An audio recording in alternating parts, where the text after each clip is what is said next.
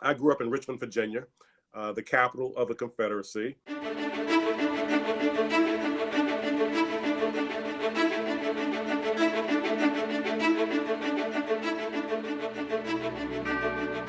My first trip to New York City was in the spring of 1978.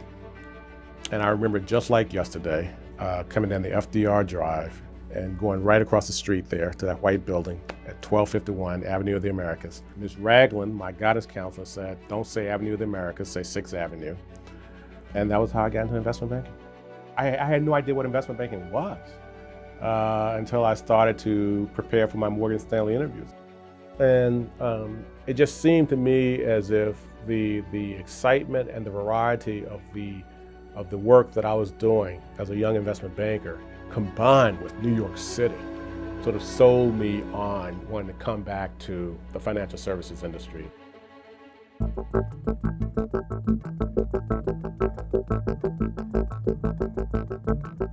My timing in returning to Wall Street was perfect as it coincided with the beginning of the historic explosion in the stock market.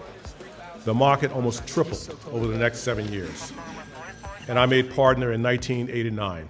I was the first African-American managing director in Morgan Stanley's history, and I'm convinced that it happened because I took a calculated career risk. Ultimately, your success as an investment banker is determined by whether or not you can bring in business.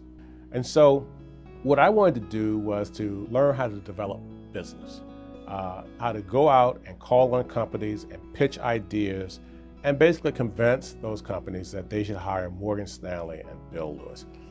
And so that means going from being sort of an analytical type, a grunt type, to a business development type, a marketing type. And so I took 3 other guys and we went out to Chicago, and for the most part, the job was about sort of knocking on doors, trying to develop business.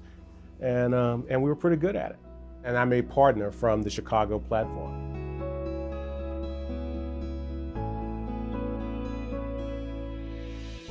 After making managing director in 1989, I had gone on to ultimately head or co-head all of the major investment banking departments, including mergers and acquisitions, real estate, and corporate finance. I was also chairman of Morgan Stanley's Charitable Foundation, chairman of its Diversity Task Force, and a member of the firm's Political Action Committee.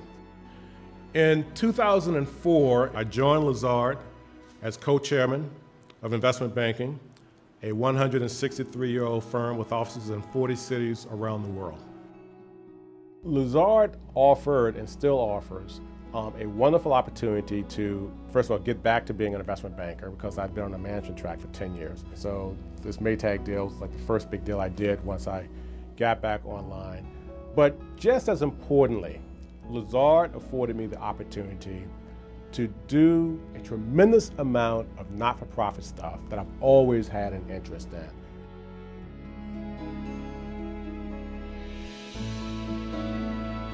Of late, providing education opportunities for poor kids has become my predominant interest.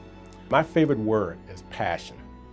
And I've been talking to young people about being passionate about their pursuits. It doesn't matter where you grow up or what your circumstances are, everybody's going to encounter adversity. And so the question is, how do you deal with it?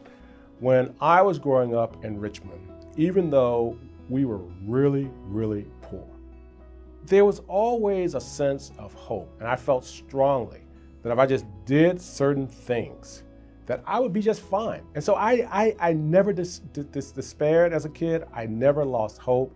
I was always optimistic. And somewhere along the lines, that no longer remains the case. So it's my hope that somehow, somewhere, we'll get to a period in time where lots and lots and lots of young people will conclude that there's no reason to give up on hope.